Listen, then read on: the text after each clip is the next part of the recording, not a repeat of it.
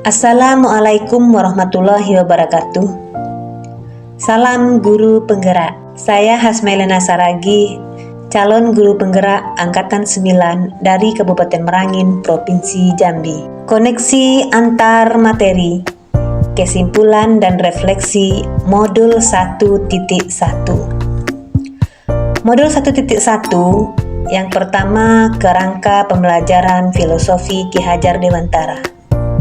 Kedua, refleksi pengetahuan dan pengalaman baru.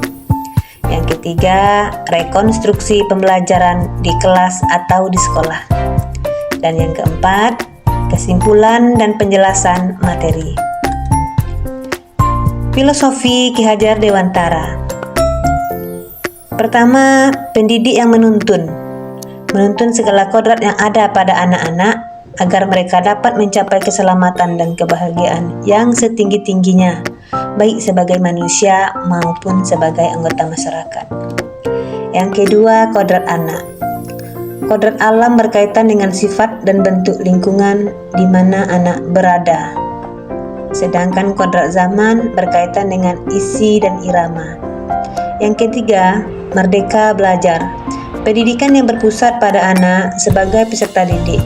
Pendidikan yang kita berikan kepada anak didik hendaknya sesuai dengan kebutuhan mereka. Dan yang keempat, budi pekerti.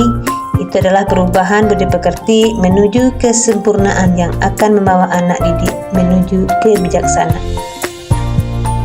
Pola pikir saya sebelum pelajari modul 1.1. Yang pertama, saya berpikir murid itu harus mengikuti apapun instruksi dari guru.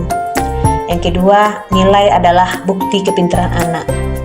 Yang ketiga, guru mengajari murid dengan metode yang sama. Yang keempat, jika ada yang tidak sesuai aturan menurut guru, anak dihukum dan dipaksa mengikuti instruksi. Itu semua karena menurut saya selaku guru adalah hal yang paling terbaik. Setelah saya mempelajari modul 1.1, pola pikir saya berubah.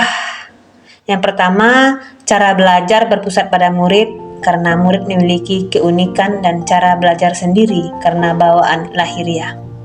Yang kedua, tidak boleh dipaksa dan dihukum apabila pola tingkah anak murid tidak sesuai dengan aturan sebelumnya. Dan yang ketiga, menuntun anak didik sesuai dengan minat dan bakat dan tidak bercermin kepada nilai rapor adalah penentu kepintaran anak. Dan yang keempat, anak harus bahagia dan nyaman dalam belajar. Rekonstruksi pembelajaran di kelas atau sekolah. Yang pertama, sebagai guru yang mampu menuntun, bukan menuntut. Yang kedua, guru mengarahkan, bukan memaksa. Yang ketiga, mencari metode pembelajaran secara kreatif dan inovatif.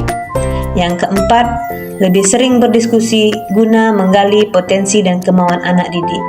Dan yang kelima, tidak menyamaratakan kemampuan anak didik. Kesimpulannya, guru tidak lagi menjadi pusat pengetahuan, melainkan berperan sebagai orang yang membimbing siswa untuk menjelajahi dunia pengetahuan dengan panduan, dorongan dan pengarahannya.